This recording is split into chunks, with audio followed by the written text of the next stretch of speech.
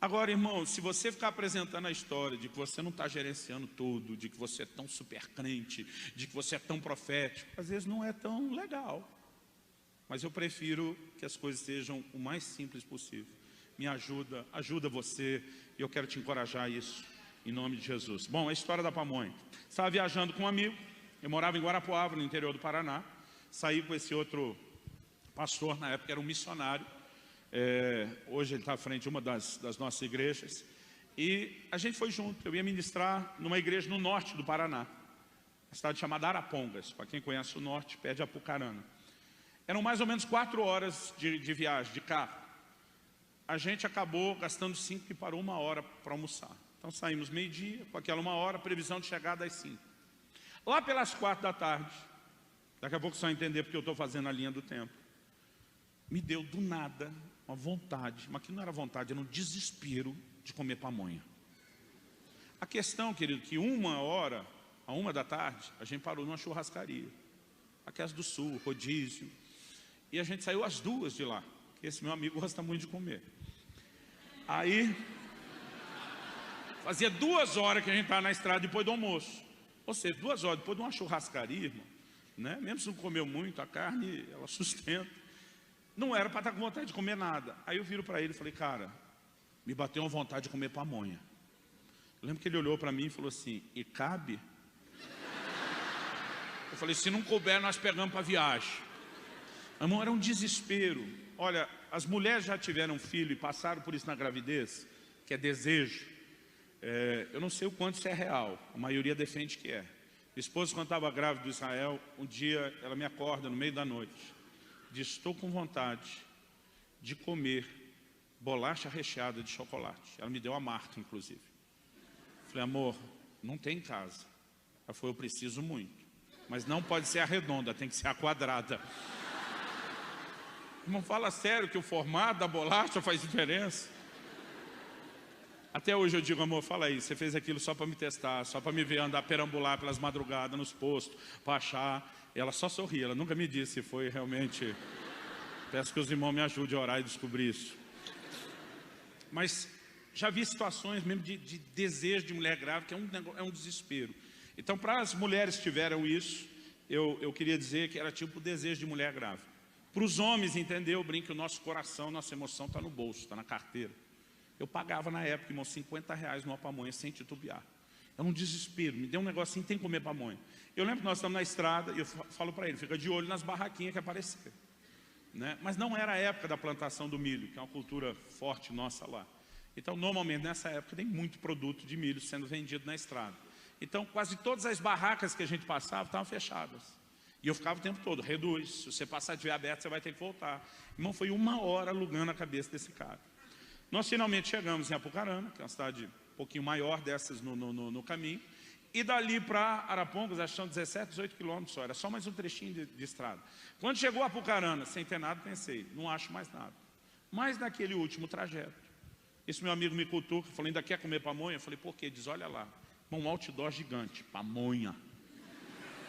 Eu falei, para o cara fazer um outdoor daquele, tem pamonha, nem que for congelado o ano inteiro, pode parar aí. Aí nós paramos, descemos. A hora que nós descemos do carro, eu vi uma criatura encostada num canto que delimitava o terreno, não me lembro se era um muro, uma cerca. E pensa num cara, irmão, que ficou encarando a gente. Na verdade, não era a gente, ficou me encarando. Eu nasci e cresci no lar cristão, graças a Deus, mas eu brinco que papai nos ensinou um versículo que era assim, no que depender de vós, tem de paz com todos os homens. Tipo, faça sua parte, evite uma encrenca. Né? Eu e meus irmãos, a gente brincava que Jesus mandou virar a face. Se alguém bater na face, vira. Mas se batesse a segunda, ele não falou o que fazer depois, a gente administrava como achasse melhor. O dia desse a gente estava numa conversa, uma reunião dos irmãos, e a gente disse que papai dizia, se apanhar na rua, apanha em casa. Minha mãe dizia, eu nunca ouvi isso. A gente se olhou, os irmãos e dizia, mas a gente acreditava nisso. Então, apesar de sempre fugir, né, da briga, eu depois dos 15 anos de idade, irmão, quando fui batizado do Espírito Santo, eu nunca mais briguei na rua, nunca mais briguei com ninguém, né? Pelo menos não nas vias de fato. E, no entanto, até os 15, eu preciso confessar com uma certa vergonha que eu briguei muito na rua. Eu cresci na periferia de Campinas, que é uma das cidades mais violentas ainda do Brasil no índice per capita, mais que Rio, São Paulo. E quanto mais para a periferia, irmão, mais tenso o negócio ficava. E eu brinco que a gente foi treinado nas leis da sobrevivência. Uma delas é, te olhou feio, você olha de volta, te encarou, você encara também. E quem chamar para a briga primeiro é o mais valente. Eu brinco que às vezes a gente chamava para a briga, não era nem para ter briga. Era só para intimidar o outro e garantir que não tivesse. E tem coisas que você treina, vira um hábito e às vezes demora para se livrar. Eu demorei muito para me livrar das encaradas, irmão.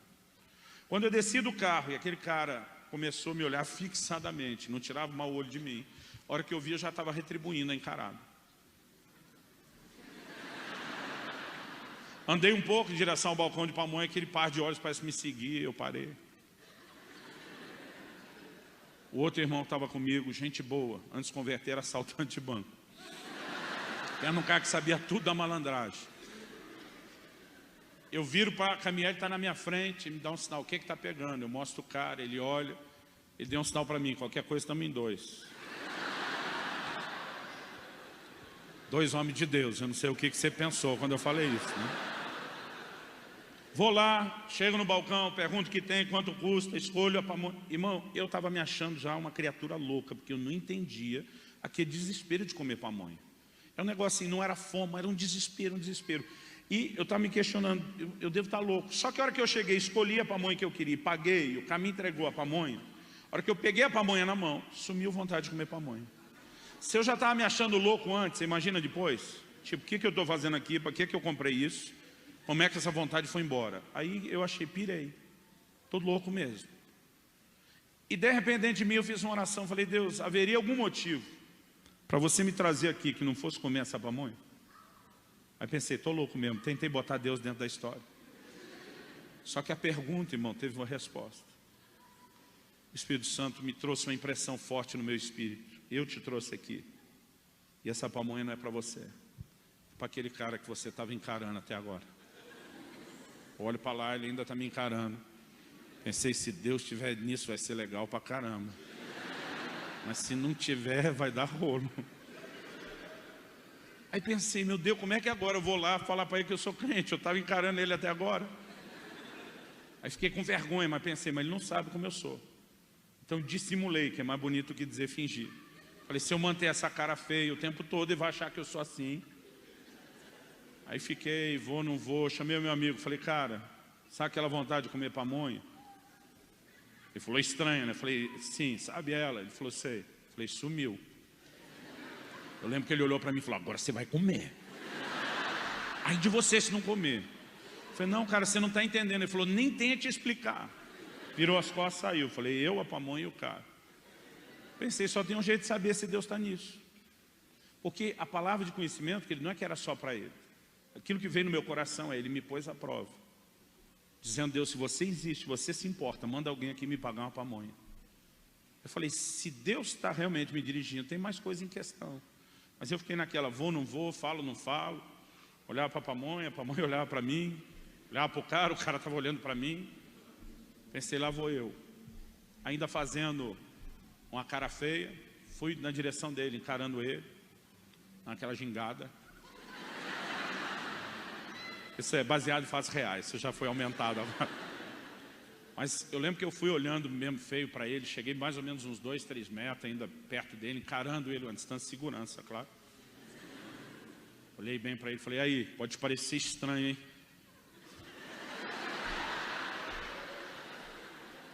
Mas Deus mandou aqui para te pagar uma pamonha. Estendi a pamonha, mas por dentro eu estava assim, não? Irmão, eu pensei de tudo no caminho. Falei, se o cara me der uma pamonhada de volta? Irmão, imaginei todo o cenário. Falei, mas qualquer coisa, nós estamos em dois. Falei, que dois, sou maior que ele, eu aguento ele sozinho. Quando eu pensei, eu aguento ele sozinho, eu falei, meu Deus, eu sou crente. Meu Deus, eu sou pastor. Não posso brigar. No caminho. E depois de ter passado tudo isso, a hora que eu estendi a mão, eu falei, pode parecer estranho, Deus mandou para... Eu não imaginava o desfecho todo. Mas os olhos do cara enchem de lágrima. Ele está visivelmente emocionado. Eu por fora mantive a cara de paisagem, por dentro já estava estilo Dunga da Copa de 94, comemorando. Ele olhou para mim e disse assim, moço, faz 3 dias que eu não como. Eu não aguento mais de fome. Ele diz, faz 1 hora que eu cheguei nesse lugar. Fiz as contas, fazia 1 hora que me deu vontade de comer pamonha. Ele diz, e eu desafiei Deus, dizendo, Deus, se você existe, se você se importa, manda alguém aqui me pagar uma pamonha. Irmão, só se fosse até aí já estaria bom, mas nessa hora me veio a palavra de conhecimento. O Espírito Santo disse, ele é um desviado de uma igreja que ensina que ele cometeu pecado mortal e que não há mais retorno. Ele não orou só por causa da fome. Além da fome, a expectativa dele é, se eu atender, é porque existe esperança para ele. Então fale isso para ele agora. Aí eu toquei o dedo na ferida, falei, o mesmo Deus que me mandou trazer a pamonha, disse que a razão pela qual você fez a oração é essa. Pergunta um cara que desandou a chorar. Então tem perdão para mim, tem perdão para você. Irmão, foi uma experiência extraordinária. Eu saí de lá tão impactado com o que eu vi, que eu entrei no carro, o restinho daqueles quilômetros faltava para chegar, eu quase não falei com esse meu amigo. Chegamos na casa do pastor que ia nos receber. Quando chegamos, vamos entrar tomar um café. Irmão, parecia um café colonial. Eu olhei aquilo e falei, não dá não, velho. Nós paramos numa churrascaria agora há pouco, né? Faz poucas horas, não tem condição de comer isso que você colocou aí não. Quando eu falei isso, meu amigo está do lado, boca grande, falou, mas para parar comprar pamonha podia. Aí, pela vergonha do que ele falou, para não parecer que estava mentindo, resolvi explicar. Falei, não, começo de conversa, eu nem comia pamonha. Ele falou, não. Falei, o que deu o negócio da pamonha? Falei, não, entreguei para o cara lá, que estava me encarando. Aí que eu contei a história. E quando eu contei a história, irmão, o povo que estava na mesa ouvindo o resultado final, a turma se emocionou. A mulher do pastor chegou a chorar, falei, glória a Deus, aleluia. Mas quando eu vi aquela comoção na turma, eu pensei, não é justo. Por quê? Quando fui cheio do Espírito Santo, comecei a andar mais no meio pentecostal, eu descobri que na escola pentecostal, no ambiente pentecostal, tudo é um pouco mais espetacular. Dá-se uma ênfase a isso. Eu amo até hoje, irmão, ouvir os pregadores que tem a ver a pentecostal. Porque os caras vão te botando para cima. Tem hora que eu estou lá, eu vou voar. Eu vou... Não é não.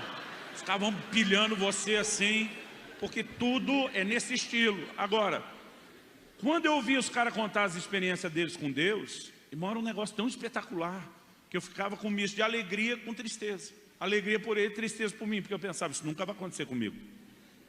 Porque eu achava as histórias espetaculares demais. Mas quando eu comecei a andar perto de alguns desses caras, eu via que o que eles estavam contando lá era verdade, aconteceu. Eles só não davam os detalhes dos bastidores. O que eu posso fazer, querido, a versão pentecostal da história da pamonha? Posso? Não é deboche, querido. Amo e respeito, ok? Mas eu quero que você vá concordar comigo que a versão pentecostal sugere que as coisas aconteceram um pouco diferente e que não foram tão simples. Eu gosto de dizer que o resultado, querido, ele é espetacular. O processo não necessariamente. Então, a história da pamonha, se eu fosse contar a versão pentecostal, seria mais ou menos assim.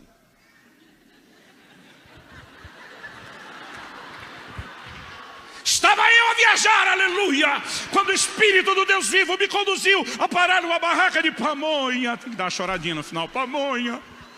Tendo eu ali parado, o Espírito de Deus me disse, filho, esta pamonha não é para ti, é para ele. Agora, irmão, se eu contasse assim, empolga. Estou mentindo? Não.